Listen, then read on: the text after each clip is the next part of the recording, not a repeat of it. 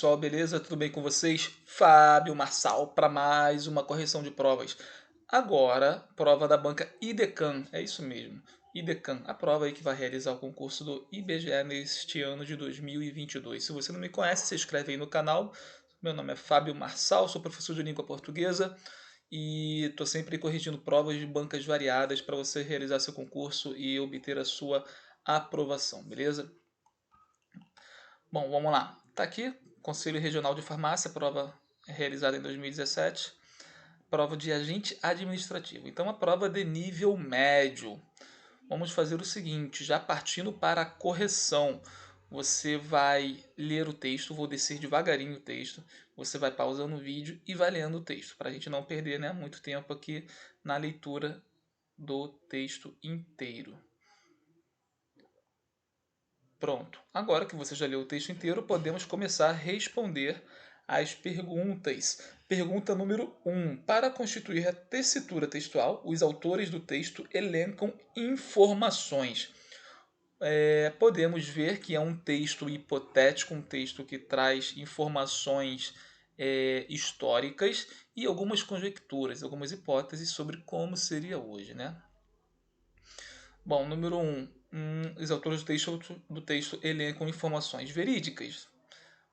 Bom, não são informações verídicas, necessariamente. Algumas são, né, com base em evidências do que ocorreu, mas a maior parte não é. Palpáveis? Mais ou menos. Palpáveis seriam concretas. Concretas não são totalmente. Constatáveis também não são constatáveis, porque não ocorreram, né? A hipótese dele, né? As possibilidades não ocorreram. Contrafactuais? Sim, contrafactuais. Por quê? Porque não ocorreram. São justamente contra os fatos. Hipotéticas, beleza? Então, resposta da número 1, letra D.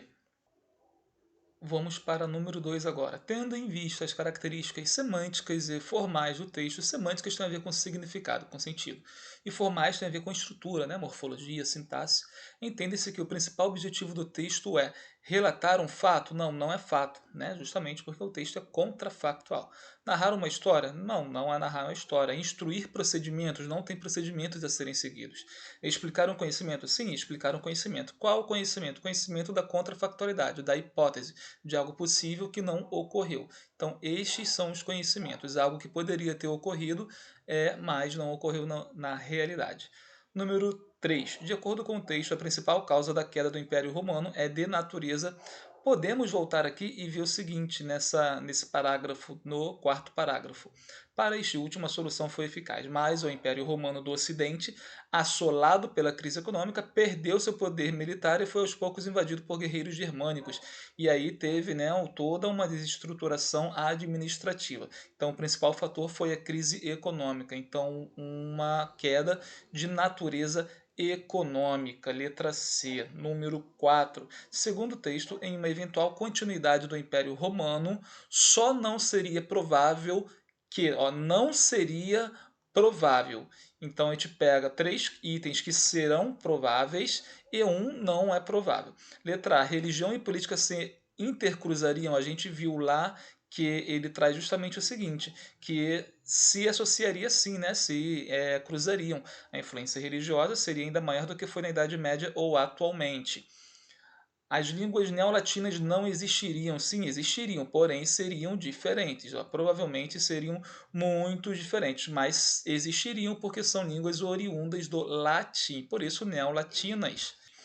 Ou seja, é provável que elas existiriam. Não é provável que elas não existiriam. Ou seja, elas não existiriam? Sim, existiriam. É provável que existiriam. Agora, como ele diz que não seria provável, opa, então não é provável que elas não existiriam. Significa que elas existiriam sim. É uma negação que anula outra negação. Então, letra B. Letra C. O capitalismo sofreria um severo retardo. Sim, é realmente o que ele atesta aqui. Provavelmente demoraria mais para acontecer, lá no último parágrafo. O imperador teria poderes absolutos sobre o Estado? Sim, é o que ele afirma aqui também. Em primeiro lugar, o imperador seria também o Papa. E também lá no final, quando ele fala sobre o feudalismo, sobre um Estado forte que, né, controlador é um obstáculo e tal, traz exemplo da China, retardaria o capitalismo, enfim, no Japão traz exemplo do Japão, enfim, ele traz a informação de que o imperador teria poderes absolutos sobre o Estado, né? Não haveria espaços para outros sistemas políticos. 5. Assim seria o velho mundo. Que figura é essa que está no cerne de tal expressão? Velho mundo. O que é o velho mundo? A gente conhece o velho mundo como, né, a Europa antiga.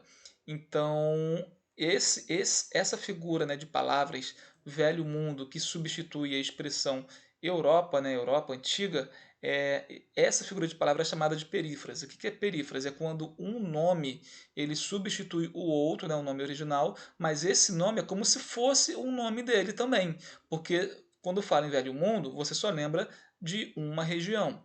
Quando fala, por exemplo, também de o livro sagrado dos cristãos, vai lembrar de quê? O livro sagrado vai lembrar da Bíblia. Quando fala, por exemplo, Cidade Maravilhosa, vai lembrar de quê? Do Rio de Janeiro. Quando fala de Cidade de Luz, lembra de quê? De Paris. Então, são expressões que substituem uma outra palavra. Não é metáfora, né? Metáfora é uma comparação. Não é eufemismo, porque eufemismo é uma expressão utilizada para amenizar, né? Para suavizar outras palavras. E prosopopeia é quando há elementos humanos aplicados em elementos não humanos ou elementos com vida aplicados em elementos sem vida. Número 6. Por se tratar de um texto que constitui uma realidade conjectural, ou seja, hipotética, os autores se valem de diferentes estratégias lexicais, ou seja, de palavras, e gramaticais, ou seja, de constituintes gramaticais, né? Morfologia, estrutura das palavras, para caracterizar dessa maneira algumas informações. Ou seja, ele usa essas estratégias para trazer as hipóteses, para deixar claro que é um texto hipotético. Dessas estratégias lexicais e gramaticais que usa para desenvolver, constituir realidade conjectural, dessas estratégias apresentadas a seguir, apenas uma não pode ser encontrada no texto. Então ele apresenta 4 estratégias aqui. 3 tem no texto e 3 não tem. Vamos lá, letra A, uso de advérbio de dúvida. A gente pode ver aqui que tem vários advérbios de dúvida.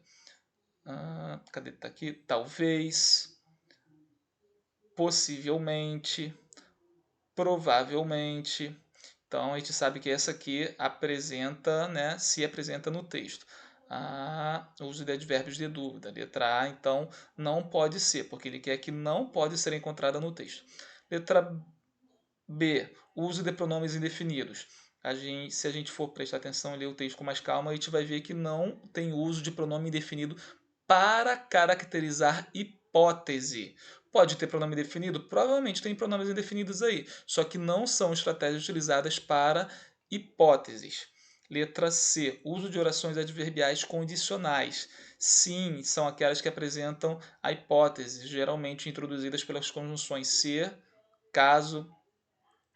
Ó, velho mundo, pois assim seria o velho mundo, se o império, ou seja, caso o império. Outra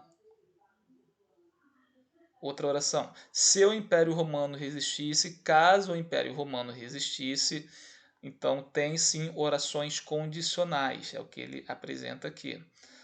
Letra D. O uso do futuro do pretérito do indicativo. O futuro do pretérito é que são aqueles verbos terminados em iria, seria, aconteceriam, poderiam, seria, criaria. Então, há sim o uso do futuro do pretérito do indicativo para trazer a ideia de hipótese. Número 7. Analise as afirmações apresentadas a seguir, tendo em vista as estratégias dos autores do texto para explanar o mundo hipotético apresentado no texto. Novamente, estratégias dos autores para explanar o mundo hipotético. Número 1. Embora boa parte do texto se ampare em suposições, sim, são suposições, os prognósticos levantados se amparam em evidências. Sim, evidências porque ele traz fatos, né, que ocorreram no mundo com a queda do Império Romano, e a partir desses fatos, dessas evidências, ele consegue fazer a contrafactualidade, ele consegue trazer, e se isso não tivesse ocorrido? Provavelmente, com evidências em como era o mundo na época, evidências históricas, podemos conjecturar. Então, essa aqui está certinha, número 1. Número 2. Em boa medida, as explicações têm base em comparações e analogias entre os cenários conjecturados, ou seja, hipotetizados, e fatos de natureza histórica. Sim, exatamente. A 2 confirma o número 1. Em boa medida, as explicações têm base em comparações e analogias de cenários históricos. Sim, como isso aqui ocorreu e isso tinha tal características, se não tivesse ocorrido esse término, esse fim, provavelmente seria de tal forma. Então, número 2 aí também está correta. Número 3. Apesar de se tratar de um cenário imaginativo, os raciocínios elaborados são todos unidirecionais. Não, não são unidirecionais, né? Os raciocínios eles variam aí, vão para diversas direções, econômica, política, regional, linguística, e traz hipóteses aí, né, possibilidades, traz exemplo do Japão, exemplo da China. Então não segue apenas uma direção de possibilidade. Ele traz algumas possibilidades dentro dessa imaginação, né, dentro desse cenário hipotético. Número 8. Assinale a alternativa cujo conteúdo apresenta o uso indevido do acento grave, indicador de crase, na língua portuguesa. Essa aqui a gente não precisa nem ler necessariamente as frases inteiras, é só a gente ir lá no trecho que apresenta acento grave.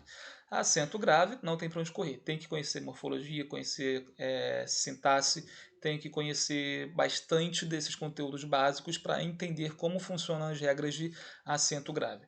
Vou dizer que sim, é difícil, acento grave, justamente pelo excesso de regras que tem.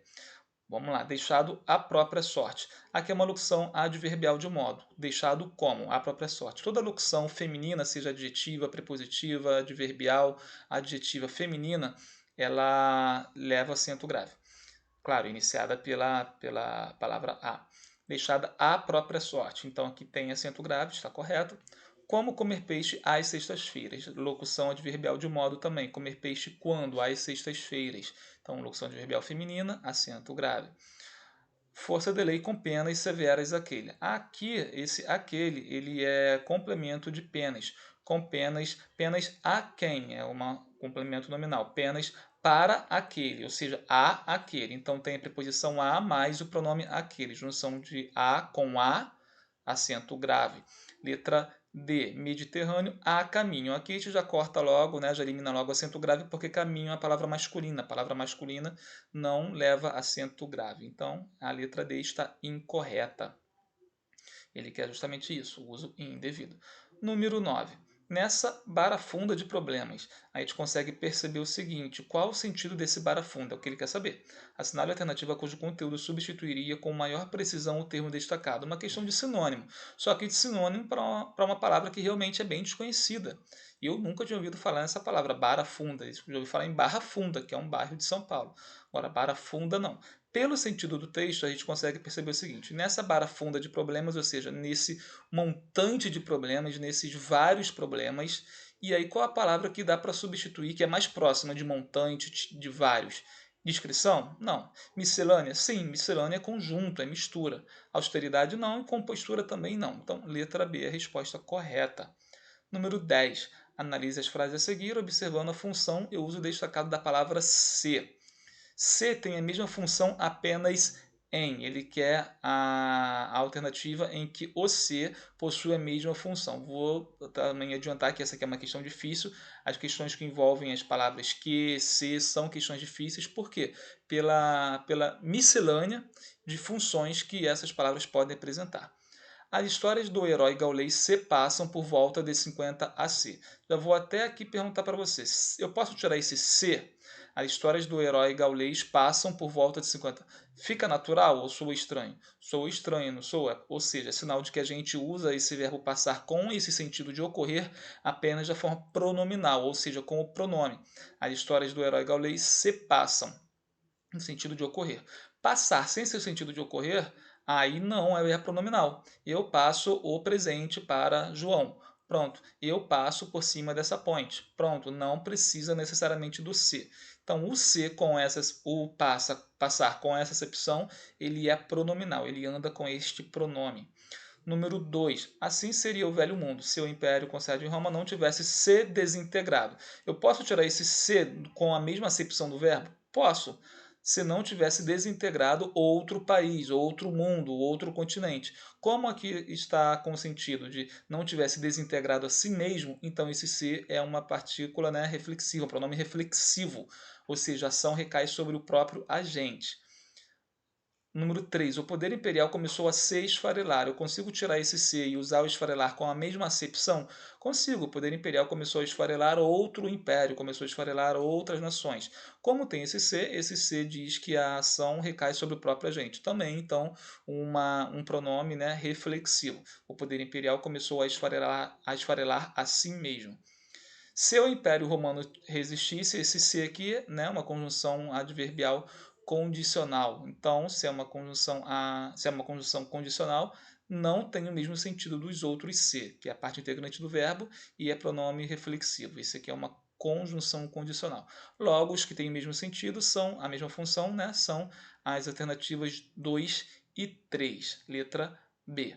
Beleza? Então é isso aí, pessoal. Se você gostou, curte aí, compartilha, se inscreve no canal para você estar sempre por dentro de questões resolvidas de provas de concurso. Beleza? Grande abraço, bons estudos!